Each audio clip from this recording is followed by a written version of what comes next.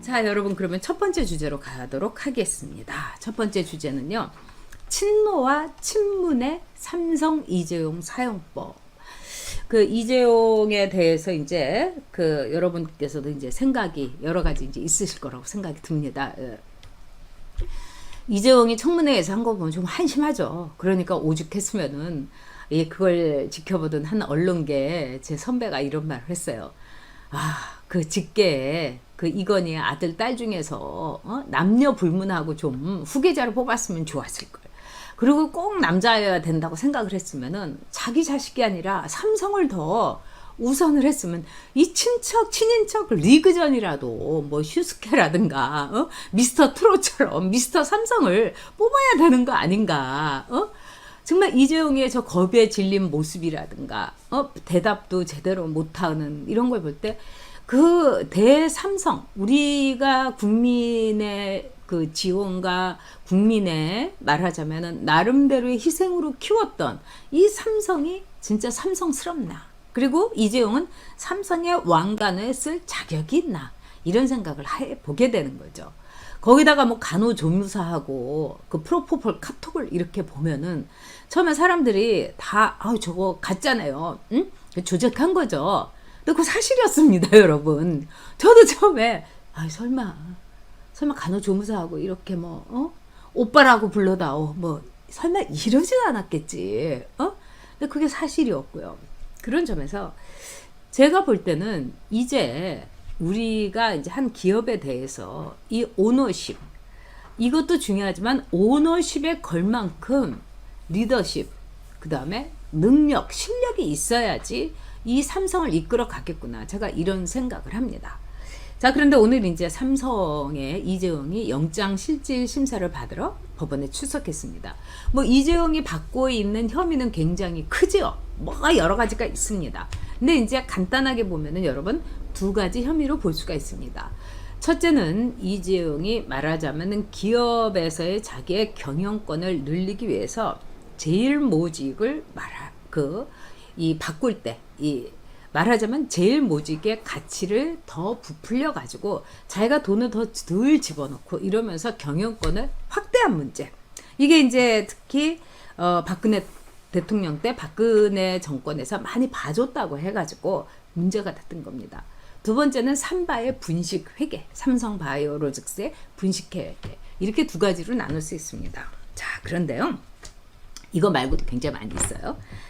근데 다 좋은데 왜 지금 삼성을 이재용을 또 28개월 만에 내줬다가 다시 끌어들였다가 이러면서 이재용을 저렇게 부들부들 떨고 오늘 그 큰 눈이 더 이따만해져가지고 말하자면 이제 법원에 영장 실질 심사를 받으러 이제 출석을 했죠. 자, 그럼 여기서 우리가 오늘 얘기해 볼 거는 뭐냐면은, 자, 이재용이란 사람이 참 저는 안타깝습니다. 왜 안타깝냐? 지금은요, 이 대통령보다도 문재인보다도 이재용이 전 세계에서 대한민국을 더 대표하는 사람입니다. 그렇다면은 이재용은요, 삼성의 부회장으로서 자기의 결기와 삼성에 대한 정말 사랑, 책임감, 애사심, 이런 걸 보여줘야 되는 거죠. 근데 이재용이가 지난번에 자기가 이제 상속을 할 때 물론 잘못했죠. 에버랜드 그 주식 이렇게 취득하고 이런 문제에 대해서 상속세 15억 원만 내고 이거는 정말 말하는 저도 창피합니다. 그런데 그 모든 것을 떠나가지고 반성문 쓰라고 하니까 또 반성문 읽었어요. 또 거기다가 자기는 이제 말하자면 자기 아이들에게 삼성을 물려주지 않겠다. 전문 경영인에게 물려주겠다. 이러면서 이제 두 손 다 바짝 들고 납작 엎드려 뻗쳐한 거예요. 결국은 뭐겠습니까? 이재용은 다시는 감옥에 가고 싶지 않은 거예요. 글쎄 이재용의 감옥 생활이 뭐 슬기로운 감방 생활이라고도 사람들이 얘기를 하죠. 왜냐하면 뭐 돈이 너무 많고 삼성에 소속된 변호사가 많으니까 이른바 집사 변호사들이 있습니다. 버틀러 변호사들이. 그래갖고 맛있는 음식 다 갖다 주고 아침에 면허 신청해갖고 그냥 막 끝날 때까지 같이 이렇게 뭐 여러 가지 신문도 읽어주고 해설도 해주고 막 뭐 그런 게 재벌들의 슬기로운 감방 생활입니다. 근데 그럼에도 불구하고 이재용이 너무 싫은 거죠. 왜? 운신의 폭. 우리도 지금 코로나 때문에 그나마 이제 저렴이 항공 타고서 1년에 한두 번은 외국 갔는데 그거 못 가니까 답답한데 뭐 우리의 이 답답함하고는 비교가 안 되겠죠. 근데 여기서 한번 우리가 생각해야 될 게 몇 가지가 있습니다. 그러니까 삼성의 이재용이 삼성이라는 회사에 걸맞게 결기를 좀 보여줘야 되는 거죠. 그래 나 감옥 가겠다. 나 집어넣어라. 그리고 삼성이라는 회사에 대해서 정말 온 국민이 힘을 모아달라. 삼성에 대해서. 그리고 나는 지금 이 문재인 정권의 부당함에 대해서 왜냐? 부당한 점은 참 많이 있죠. 왜? 삼성을 이렇게 길들이고 이재용을 길들이려고 하는 목적, 이게 다분히 있기 때문에 겉으로는 뭐 이제 뭐 산반이 뭐 어쩌고 저쩌고 하지만은 지금 우리가 딱 봐도 지금 이런 상황 속에서 문재인 정권은 삼성을 길들이기를 하는 거죠. 그러니까 나 이재용은 죽이고 삼성을 살려달라. 딱 이렇게 대국민 성명 하나 발표하고 그냥 감옥 가겠다고 나서는 겁니다. 배째를 하고요. 응? 그리고 나서 임원들한테 얘기해서 이제 삼성 본사 옮긴다고 준비시키고 딱 이렇게 하면은요. 삼성이 이길까요? 문재인이 이길까요? 저는 삼성이 이긴다고 봅니다. 왜? 노무현이 그 옛날에 얘기한 대로 모든 권력은 시장으로 넘어갔기 때문입니다. 그리고 앞으로 여러분 지금 이제 2분기입니다만 3분기부터는요. 자영업에 파국이 옵니다. 엄청나게 어려워져요. 다 지금 도산 도민오고 문 닫고 난리 났어요. 여러분. 사람들이 이제 벌써 종로라든가 좀 번화한 데 가보면 노숙자가 굉장히 많이 늘고 그 다음에 청소 상태 엉망이고 그러니까 이건 뭡니까 여러분? 깨진 유리창의 법칙인 거예요. 유리창 한번 딱 깨지면은 그 다음부터는 계속 이 유리창 저 유리창 깨집니다. 수리 안 하니까요. 지금 대한민국이 깨진 유리창 시대에 들어가고 있습니다. 자, 그런 점에서 문재인 정권은 이재용과 삼성을 길들이려고 하는 거예요. 그들의 최고의 목적이 뭡니까? 이 대한민국의 주도 세력을 바꾸겠다는 거. 그러니까 삼성을 죽이겠다는 겁니다. 그래서 판을 엎어치기 해가지고 자기네들이 딱 쿵짝쿵짝 맞는 그런 기업들을 앞에 내세우겠다는 거예요. 지금 보면은 여러분 카카오라든가 뭐 네이버라든가 새로운 스타트업이라든가 뭐 이런 사람들 가운데서 몇몇 기업을 이 기업이 또 제가 이름은 얘기 안 하겠습니다만 아주 편하게 밀어주고 있습니다. 우리가 보기엔 좀 뭔 짓이야? 하겠지만은 그들은 다 계획이 있는 겁니다. 자, 이 계획 중에 하나는 뭐냐면 친노와 친문이 삼성을 말하자면은 이용했던 사용법이 달랐던 거예요. 노무현은 대통령이 되려고 생각은 했지만은 대통령 이후가 준비가 안 된 사람이었어요. 그렇기 때문에 노무현이 딱 대통령이 당선됐는데 아무런 플랜도 없고 제대로 된 정책도 없고 그냥 세상 뒤집어 엎고 싶은 그런 용심밖에 없었던 거예요. 그때 모든 노무현 친노들의 일종의 집권 플랜을 짜준 것이 삼성경제연구소였습니다. 그래서 삼성경제연구소가 좌파 성향, 중도 좌파 성향의 미국의 브루킹스 연구소의 정책을 또 그대로 갖고 와가지고 그걸 베껴가지고 왜냐면 서투른 창조보다 그래도 뽀대 있는 모방이 낫다 이렇게 생각해갖고 당시 브루킹스 연구소의 모든 집권 플랜 즉 좌파들의 집권 플랜을 짜가지고 그대로 넘겨줬어요. 그래서 그대로 실행이 된 겁니다.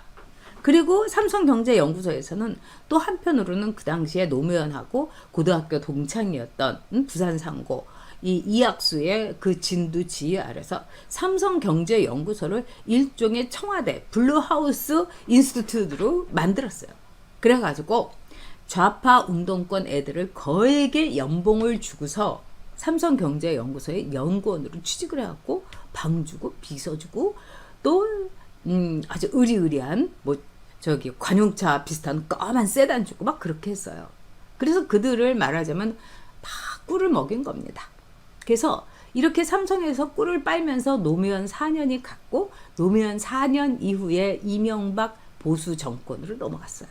자, 이 점에서 친노들이 엄청나게 반성을 한 겁니다. 결국 우리를 패족을 만든 거는 삼성이었다. 우리한테 막 살살 긁으면서 결국은 삼성이 이득을 취한 게 아니냐. 그리고 이명박 대통령부터 시작을 해가지고 특히 박근혜 정권일 때 삼성이 또 이 정보력은 거의 국정원급이니까요. 최순실이라는 존재를 알아가지고 최순실에게 일찌감치 줄을 댄 게 삼성입니다. 그래서 다른 기업 같은데 제가 현대 같은 기업에다가 물어봤어요. 아니 삼성은 그렇게 줄을 대고 그러는데 어떻게 현대에서는 왜 줄을 안 댔냐고 뭐 현대의 원칙이 있냐 그랬더니 현대의 임원이었던 사람이 그게 아니고 삼성이 워낙에 정보가 빠르고 우리는 몰라갖고 못된 거라고. 우리도 그때 걸려있는 게 너무너무 많아가지고 사실은 삼성처럼 줄을 대고 싶었는데 최순실에 대해서 우리는 잘 몰랐고 최순실의 그 딸까지 쫙 조사를 해갖고 줄을 댄 게 삼성이었다. 그렇기 때문에 이제 이런 패족이었던 친노들에게서 권력이 이제 친문으로 넘어가고 또 박근혜에게 패한 4년, 3년 동안에 문재인은 친노라는 팬덤을 자기의 말하자면은 권력 기반으로 잡은 우리나라 역사에서 처음으로 소수 정권이 아닌 다수 정권의 좌파 정권을 만든 거죠. 그리고 자신감이 있는 거예요. 자기네들의 띵크탱크, 또 자기네들의 어떤 말하자면은 권력, 정책, 즉 이제는 엎어야겠다. 주도 세력을 얻겠다. 그래서 지금 친문들은 친노 때하고는 달리 이 삼성을 완전히 골로 보내려고 하고 있는 겁니다. 자, 이재용은 지 입으로 토해냈어요. 나는 경영권 세습 안 한다. 이것도 웃기는 거죠? 지들은 DJ 아들한테 다 세습해서 배지 달아주면서 어떻게 삼성에 대해서 경영권 세습 이거 하지 말라고 이렇게 압박을 가할 수가 있습니까? 근데 이미 토해냈어요. 응? 거기다가 세금 많이 내겠다. 노조 허용하겠다. 지금 삼성에 웬만한 건물 가보세요, 여러분. 노조가 깽가리치고 거기서 난리치고, 응? 뭐 삼겹살만 안 구워 먹지 삼성 본관에서 난리도 아닙니다. 삼성의 주요 건물에서. 그래서 노조 공화국으로 만들어서 완전히 무력화시키겠다. 이렇게 함으로써 삼성을 자기네가 그동안에 당했던 삼성한테 깜찍하게 당했다고 생각했는데 이번에 확실하게 갚아주겠다. 자, 그런 점에서 오늘 이재용이 이제 영장 실질 심사를 받는데 많은 분들이 여기에 대해서 굉장히 걱정스럽게 보고 있고 어떻게 될까? 뭐 그러는데 결국은 제가 보기에는 아마 이재용을 저는 이 친노가 아니라 친문이기 때문에 구속시킬 가능성이 꽤 높다고 봅니다. 정말 구속을 시켜서는 안 되죠. 지금 대한민국의 이 경제 상황이라든가 파국의 경제 도미노 속에서. 그렇기 때문에 지금 판사의 개인적인 역량이 굉장히 중요합니다. 이 영장 담당 판사의. 지금 우리나라가 모든 것이 이 법원에서 이루어지고 있어요. 모든 권력을 법원에서 뭐 영장 구속시키는 것부터 시작을 해가지고 모든 재판의 결과. 근데 지금 문제는 뭐냐? 한명숙이도 재심을 그 뇌물 받아도 한참을 받아서 처먹고 대법원에서도 이렇게 됐는데 한명숙이도 재심하겠다고 지금 군불대고 있는 이런 상황 속에서 그런 점에서 이재용의 그 상황은 그렇게 쉽지가 않다. 이렇게 여러분께 말씀드리도록 하겠습니다.